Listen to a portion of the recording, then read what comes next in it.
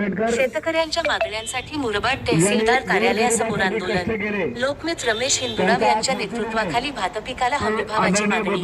मुरबाड प्रतिनिधी भरत दळवी, क्रांतीसूर्य न्यूज सातारा. मुरबाड तालुक्यातील शेतकऱ्यांच्या विविध प्रलंबित मागण्यांसाठी सामाजिक कार्यकर्ते व लोकमित्र रमेश हिंदुराव यांच्या नेतृत्वाखाली मुरबाड तहसीलदार कार्यालयासमोर शेतकरी व नागरिकांचे आंदोलन करण्यात आले. या आंदोलनामध्ये मुरबाड तालुक्यातील शेतकऱ्यांना भातपिकासाठी प्रति क्विंटल 4,000 रुपये हमीभाव देण्यात यावा, भात खरेदी केंद्रे तात्काळ सुरू करावीत, भात शेतीची कामे रोजगार हमी योजनेअंतर्गत करण्यात यावीत, तसेच माळशेज घाटातील रस्ता सुव्यवस्थित ठेवण्यात यावा, अशा प्रमुख मागण्या करण्यात आल्या. या आंदोलनात विष्णू चौधरी, दत्ता पतंगराव, बाळकृष्ण हार्ड, लडकू चौधरी, काळूराम कापडी, शंकर बुवा भोईर, उमेश चौधरी, प्रवीण भोईर, कृष्णा पवार यांच्यासह अनेक शेतकरी मोठ्या संख्येने सहभागी झाले होते.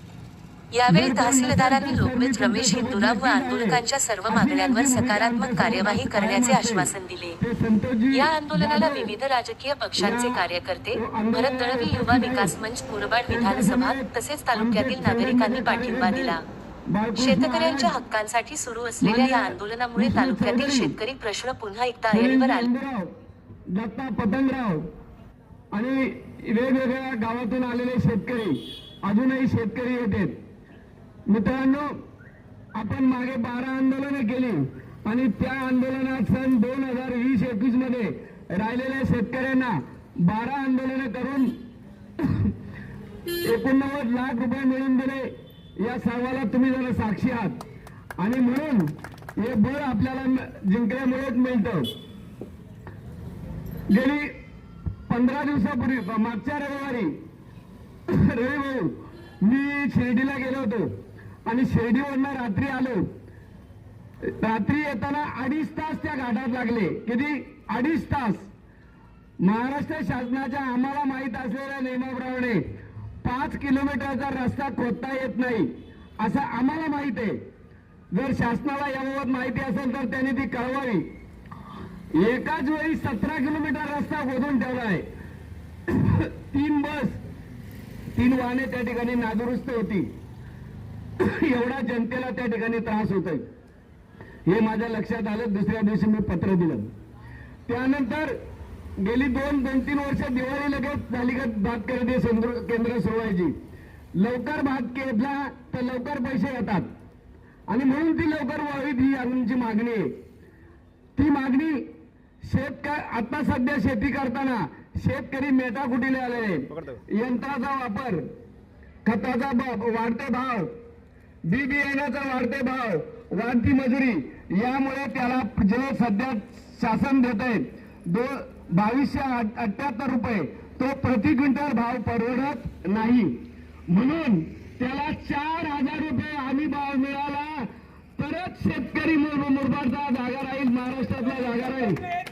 विजय असो. म्हणून ह्या मागण्या घेऊन आम्ही तुमच्या समोर उभ्या शासनासमोर आहोत. आम्ही तहसीलदारांना भेटून सांगितलंय तुम्ही मंजूर करणारे नाही हेही आम्हाला माहिती आहे, पण तुम्ही आमची मागणी हिवाळी अधिवेशनापर्यंत पोहोचवावी ही आमची आग्रही मागणी आहे.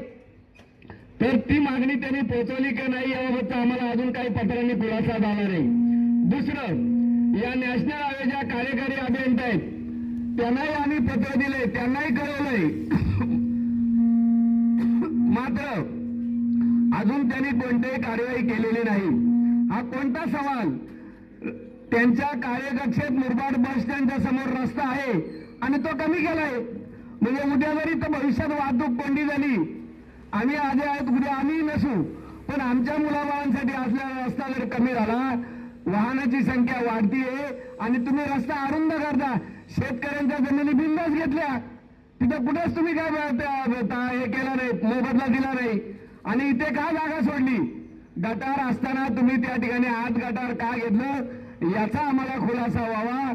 जर या ठिकाणी आज संध्यापर्यंत कार्यकारी अभियंता इथे येऊन आम्हाला खुलासा केला नाही तर आम्ही सोमवारपासून त्यांच्या ठाणे कार्यालयासमोर मी माझ्या समोर येतील ते त्यांना घेऊन उपोषणात बसण्याचा निर्णय पटना घेतलेला आहे आणि तसं मी तहसीलदारांना कळवलेलं आहे. तरी आपण या 2 मागण्या घेऊन सगळेजण या ठिकाणी बसलो. संध्याकाळी परत आपल्याला या वर्गाची पत्रे प्राप्त होतील. नाही झाली तर पुढे काय करायचं ते बघू. तुम्ही सगळेजण आलात, तुम्हीच माझं बळ आहे, तुम्हीच माझी शक्ती आहे आणि तुम्ही आहे म्हणून मी आहे.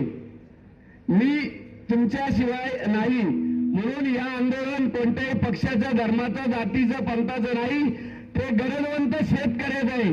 त्या सर्व शेतकऱ्यांनी या ठिकाणी यावं, आपलं नाव नोंदवावं, आपला पाठिंबा द्यावा आणि त्याचे फोटो काढून जास्तीत जास्त लोकांना शेअर करावेत. आपली मागणी जर सरकारला कळली तर आज ना उद्या तिचा नक्की विचार होईल. रडल्याशिवाय कोणतेही आई माझ्या माहितीशिवाय बाळाला पाजत नाही. मग आपण रडलोच नाही तर आपल्याला कोण काय देईल? तर आपण रडू, आपण रडतोय, आपली गरज आहे शासनाला पाठवू, अशा प्रकारचा आशावाद घेऊन मी या ठिकाणी आज तुमच्या समेत आंदोलनाला बसलोय. असाच आंदोलनाला पाठिंबा द्यावा, आंदोलन यशस्वी करावं अशी मी आपल्याला विनंती करून या ठिकाणी ज्यांनी पाठिंबा दिला ते आले त्याबद्दल त्यांचे धन्यवाद. या ठिकाणी जयदीप आडांगे, प्रकाश जाधव दोन पत्रकार आले, त्यांचाही आम्ही आभार. उरलेल्या पत्रकारांनी येऊन आमचं वृत्तांकन करून जास्तीत जास्त लवकर शासनाला बातमी कळवावी अशी आमची विनंती. धन्यवाद. अशाच महत्त्वाच्या घडामोडी जाणून घेण्यासाठी आमच्या चॅनेलला फॉलो करून सबस्क्राईब करा व बेल आयकॉन दाबायला विसरू नका. धन्यवाद.